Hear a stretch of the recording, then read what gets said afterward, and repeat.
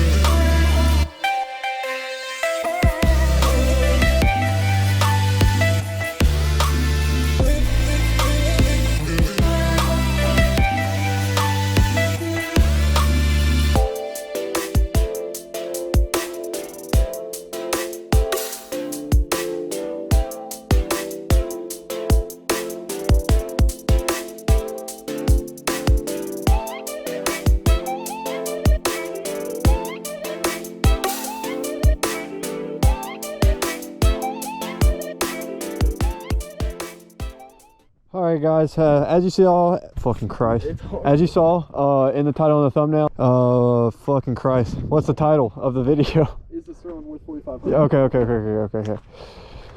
As you saw in the title and the thumbnail, we're going to be discussing today, is the Sur Ron X Light B worth $4,500? Black edition. Yeah, the black edition at that.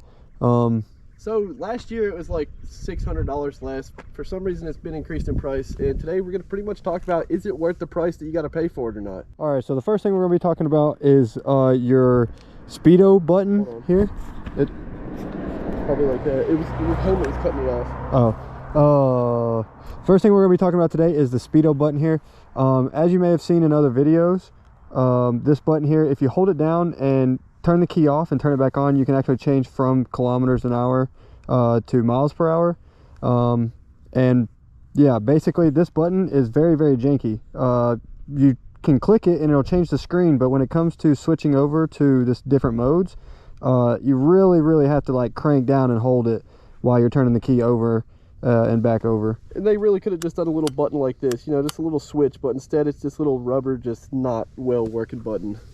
And also, we got new cameras. This is a new GoPro. Everything's being shot in 4K 60 FPS. Hopefully everything is pointed in the correct angle and looks good. So yeah, let us know what you guys think in the comments. All right, so I just realized we forgot to mention in the beginning of the video, these are the only mods we got on, was the grips and the valve stem caps. If you guys want to pick these up, we'll leave them linked down in the description below. But now on to the second point. All right, so the second thing that we want to talk about is the fact that you can't turn the headlights off on these. Now, I'm sure if you guys have looked into these bikes, you've seen that on the internet, there's all types of kits and switches you can get to make it, be able to turn on and off yourself.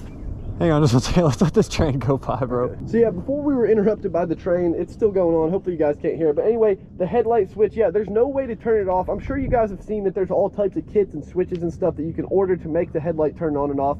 But you would just think that on an electric bike, they would add a switch or something like that that lets you not drain the battery when it's just sitting on. Now, obviously, the bike being on itself, it's going to lose battery, but if you could just turn the headlight off, save yourself a little bit of extra battery just in case you ever needed it, that would be a very awesome feature to have. All right, so before we move on to the next point, we're going to go ahead and do a little hill climb real quick for you guys.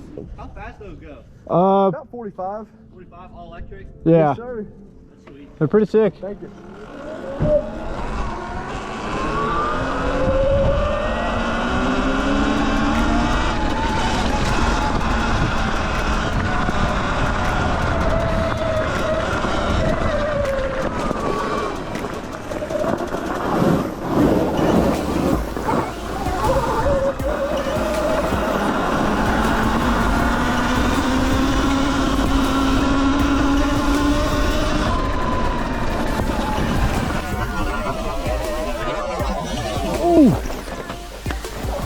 I forgot about the trench.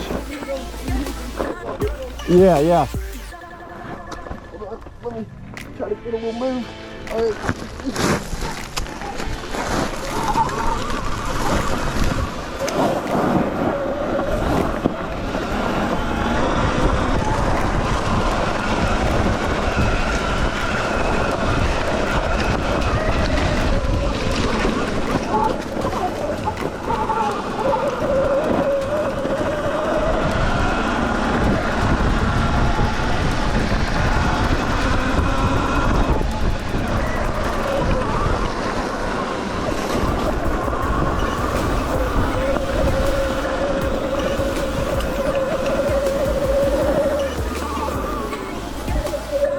how that picked up on camera, but it's really not that easy, but it's so fun. Holy shit, that's fun. Oh my goodness.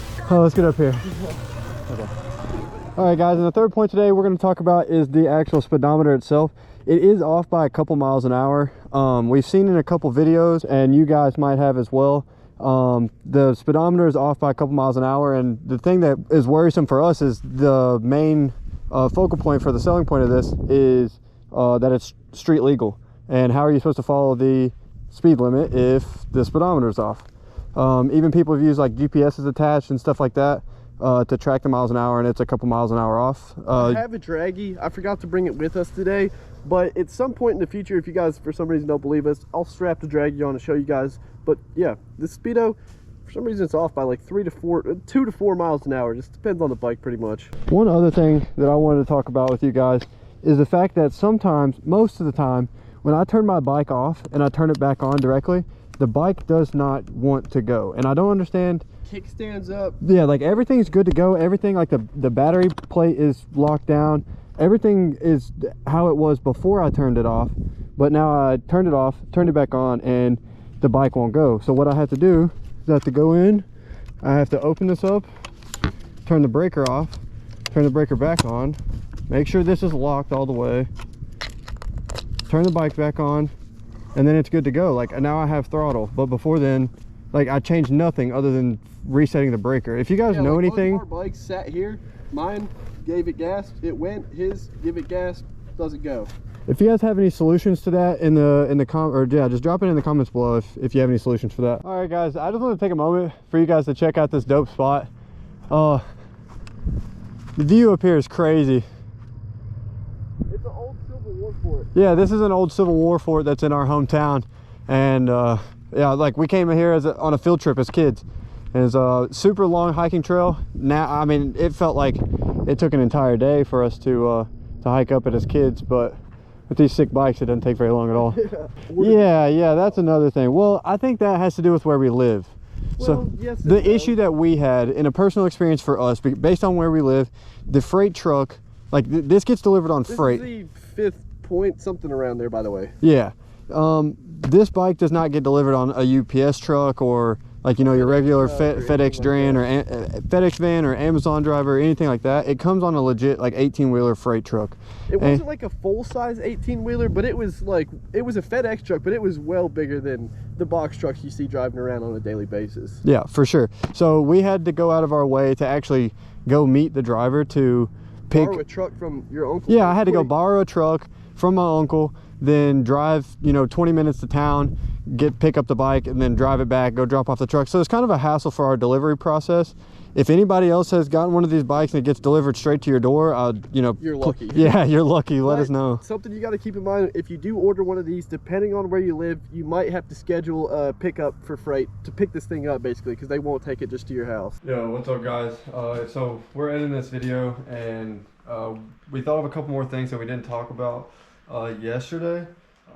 My back tire like is not holding air very well. Like you can even see if you get close, like It's kind of dark out here. The GoPro's not the greatest at But nighttime. I can But it squish holds that no tire, air. and if I sit down on it, like it'll probably be pretty low to the ground. Like Yeah, no, it needs air. Like the knobs are like squished down, and there's no leaks. You can fill it up. You can sit there and listen to it. You don't hear any air hissing out or anything. So, yeah, I don't know. It's just something weird. For some reason, his bike does not hold air in the back tire, but mine does. All right, now back to the rest of the video. All right, so we're gonna make our way back down this hill now, and we'll see you guys down at the bottom.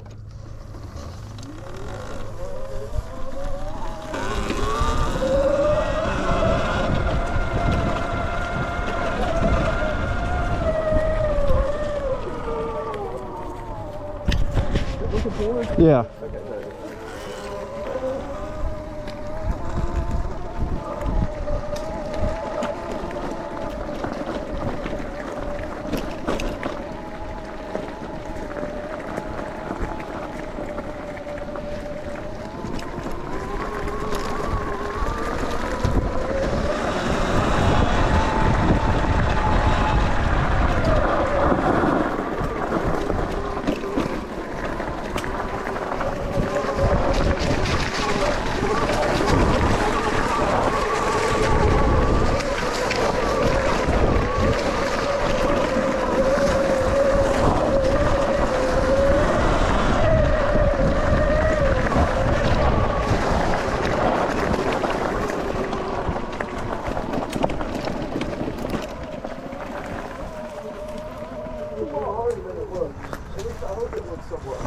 All right, guys, I think that's gonna wrap it up for today. We did some ripping. One thing I do want to mention, we ordered a lot of mods, guys. Like literally pegs. We do have a fender that fender will fit. It's just kind of a pain, and we were so frustrated that day that we just didn't even deal with it. So we did get a fender. We'll link that below too. But we ordered grips, we ordered handlebars, pegs, like everything, man. He has a seat on the way. The seat is on the way. The actual Lunicycle seat, which will be pretty sick. But yeah, man, unfortunately, we just needed to do some more research and find. We tried to cheap out, and instead of going the surefire route of getting, you know, something from the Sur Ron actual website, we tried to get stuff off Amazon. Not that Amazon's bad.